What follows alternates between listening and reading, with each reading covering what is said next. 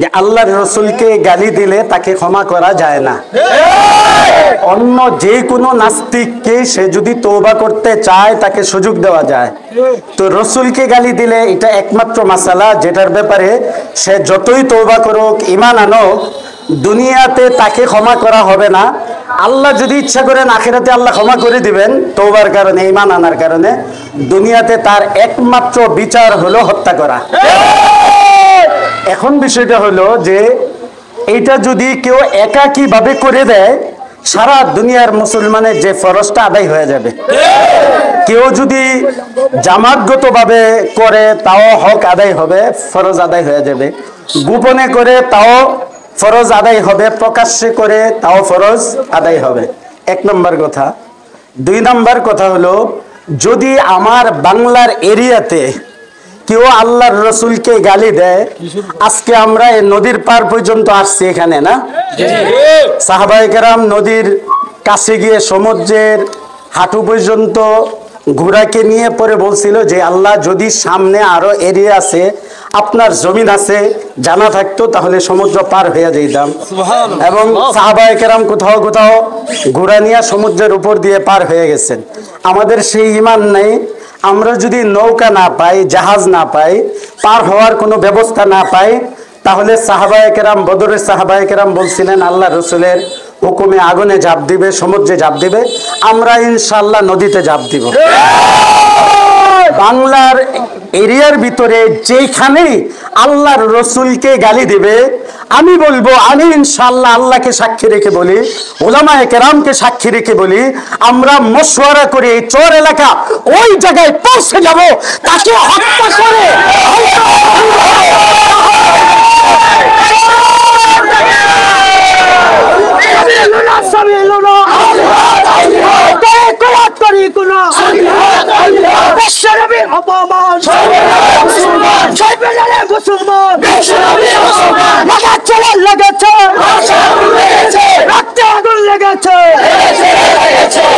দ্বিতীয় কথা ছিল যে বাংলার যে কোনো এলাকায় রাসূলকে গালি দিবে, আমরা জীবন দিয়ে তার প্রতিশোধ নিব, তাকে হত্যা করব। সাফ কথা।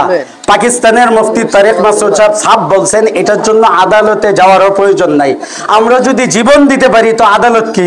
আদালতে যেতে হয় জীবন বাঁচানোর জন্য। বা সরকারকে সাফ ভাষায় বুঝাইয়া দিতে চাই, সাথে সাথে তাকে ফাঁসি দিয়ে দিবেন, হত্যা করে ফেলবেন, না হয় এই চর এলাকা থেকে ইনশাআল্লাহ আমরা সেখানে গিয়ে তাকে হত্যা করব। তিন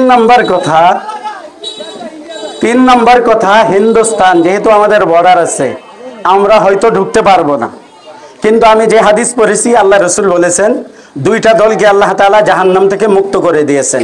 একটা দল যারা হিন্দুস্তানে যুদ্ধ করবে, ভারত, বাংলাদেশ, পাকিস্তান, বার্মা, নেপাল, ভুটান, এই হিন্দুস্তান, এখানে যারা জিহাদ করবে তাদেরকে আল্লাহ জাহান্নাম থেকে মুক্তি দিয়ে দিয়েছেন। নাসাইর হাদিস এবং মুসনাদে আহমদের হাদিস। আর যারা ইমাম মাহদী ঈসা আলাইহিস সালামের সাথে থাকবে, আমরা দুটাই চাই। ইনশাআল্লাহ ভারত চাইতেছে যে হিন্দুস্তানের যুদ্ধ হবে, 100% সত্য। 1400 বছর আগে নবী বলে গিয়েছেন, তারাও আলোচনা করে, তারা এটা ত্বরান্বিত করতে চাইতেছে যাতে তারা বিজয়ী হতে পারে। খোদার কসম করে বলি, আমাদের প্রস্তুতি যা আছে তাই, শুধু জীবন আছে, রক্ত দিয়ে, জীবন দিয়ে ভারতকে তছনছ করে দেব।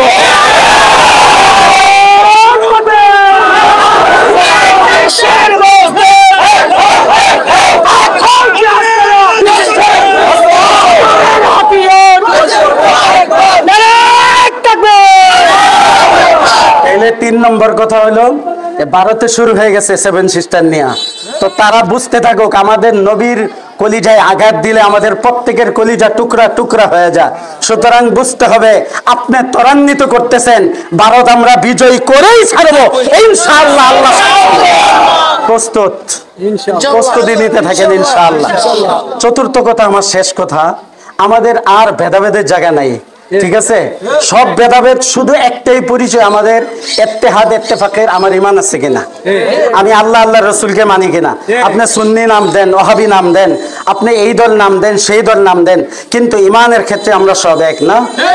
ইনশাআল্লাহ আমরা প্রথমত মামুনুল হক সাহেব, রহমানী সাহেব, আমাদের বড়রা সারা বাংলাদেশ নিয়ে নামছে।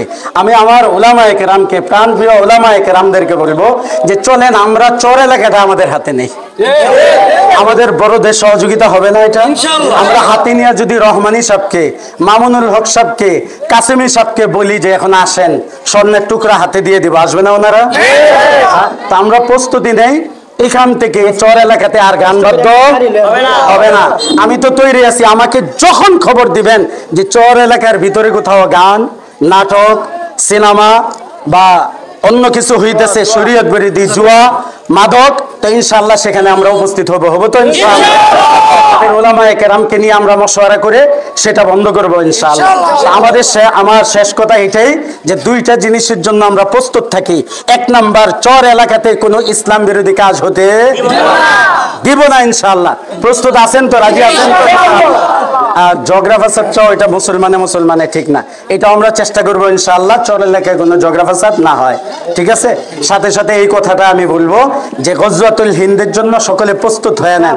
আমি তো বলবেন যে হুজুর অস্ত্র নাই, এটা নাই, সেটা নাই, কিচ্ছু লাগবে না। আপনার জান আছে কিনা বলেন? জান আছে? হ্যাঁ, আমার ইমান নাই, আমি ইমানে দুর্বল, এলেমে দুর্বল, সব দিকটা দুর্বল। আমার একটা দুর্বল জান আছে, আমি এইটা দিয়েই ইনশাআল্লাহ গজওয়াতুল হিন্দে শরীক হব। প্রস্তুত আছেন তো ইনশাআল্লাহ? আল্লাহ তাআলা আমাদেরকে কবুল করুক। ওয়া আখিরু দাওয়ানা আলহামদুলিল্লাহি রাব্বিল আলামিন। আল্লাহুম্মা সাল্লি